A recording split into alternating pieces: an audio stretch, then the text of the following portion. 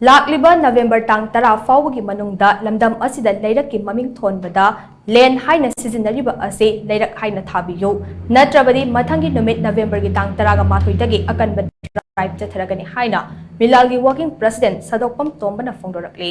Wafam asi Maitay Irol Iyek Loinai Silol Apunba Lof Meelal na Sinduna State ki Thakta September gi Tang Kunmari na Pangtokhiba Taraga Taret Suba Mahairoi Singge Maitay Met Changdam na ba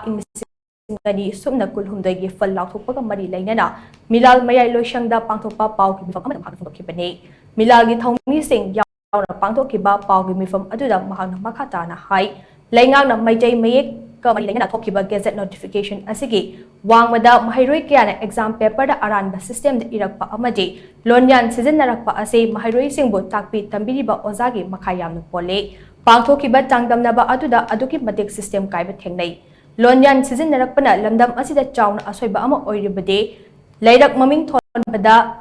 LEIRAK SIJINNABAGI MAHUTTA LAND HAINA SIJINNARAKLIBA ASINI MASIGI MATHANGDA MILALNA AKANBA KHONGJANG CHANGSINBA HORAGANI LAND HAINA THARIBASIꯡ MATHAꯡ ꯊꯥ November gi Tang Tara FAOBAGI MANUNGDA LEIRAK HAINA ꯑꯣꯟꯊꯣꯛꯄꯤꯌꯨ ꯈꯣꯡꯊꯥꯡ ꯑꯁꯤ ꯂꯧꯈꯠꯂꯛꯄꯒꯤ ꯃꯔꯝꯗꯤ ꯑꯩꯈꯣꯏꯒꯤ ꯏꯔꯣꯜ ꯏꯌꯦꯛ ꯅꯣꯡꯃ ꯅꯣꯡꯃꯒꯤ ꯃꯥꯡꯁꯤꯜꯂꯛꯂꯤꯕ ꯑꯁꯤꯗꯒꯤ ꯀꯜꯍꯧꯅꯕꯅꯤ ꯂꯝꯗꯝ ꯑꯁꯤꯗ ꯂꯩꯔꯤꯕ ꯂꯩꯀꯥꯏ ꯂꯩꯀꯥꯏꯒꯤ ꯀ꯭ꯂꯕ ꯑꯃꯗꯤ ꯃꯩꯔꯥ ꯄꯥꯏꯕꯤ ꯏꯃꯥ ꯏꯕꯦꯜꯁꯤꯡꯅꯁꯨ ꯃꯤꯂꯥꯜ ꯑꯃꯗꯤ ꯏꯔꯝꯗꯝꯕꯨ ꯅꯨꯡꯁꯤꯕꯤꯗꯨꯅ ꯑꯩꯈꯣꯏꯒꯤ ꯂꯣꯜ ꯑꯃꯗꯤ ꯏꯌꯦꯛ ꯀꯟꯕꯗ ꯊꯧꯅꯥ ꯍꯥꯞꯄꯤꯌꯨ ꯑꯃꯗꯤ ꯁꯔꯨꯛ ꯌꯥꯕꯤꯌꯨ ꯍꯥꯏꯅꯁꯨ ꯇꯣꯝꯕꯅ ꯃꯈꯥ ꯇꯥꯅ ꯐꯣꯡꯗꯣꯛꯈꯤ ꯄꯟꯕ ꯌꯥꯕꯗꯤ ꯃꯍꯩꯔꯣꯏꯁꯤꯡꯒꯤ ꯃꯩꯇꯩ ꯃꯌꯦꯛ ꯆꯥꯡꯗꯝꯅꯕ ꯏꯪ 2020 ꯃꯀꯣꯛ ꯃꯊꯪ ꯇꯥꯈ꯭ꯔꯕ ꯃꯍꯩꯔꯣꯏꯁꯤꯡꯗ ꯃꯅꯥ ꯃꯊꯨꯝ ꯌꯦꯟꯊꯣꯛꯄꯒꯤ ꯊꯧꯔꯝ ꯃꯊꯪ ꯆꯍꯤꯒꯤ ꯖꯅꯨꯋꯥꯔꯤ ꯇꯥꯡ 12ꯗ Haying Khongbal Ufong Yungfom de Leiba Sanamhei Temple da Ayuki Pung 13 tabu matamda pangthoklagani hairi Banner the Theliba poster signboard the Theliba jingse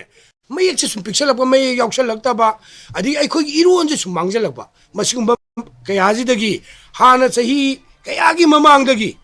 Meelal masi hair fla ba tani maira pai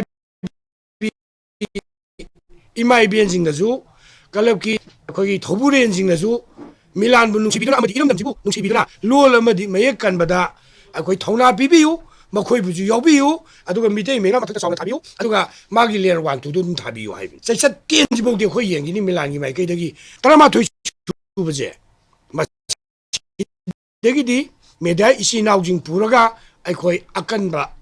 khongjang do sigileng gi matang da khoi horani na ai thamjari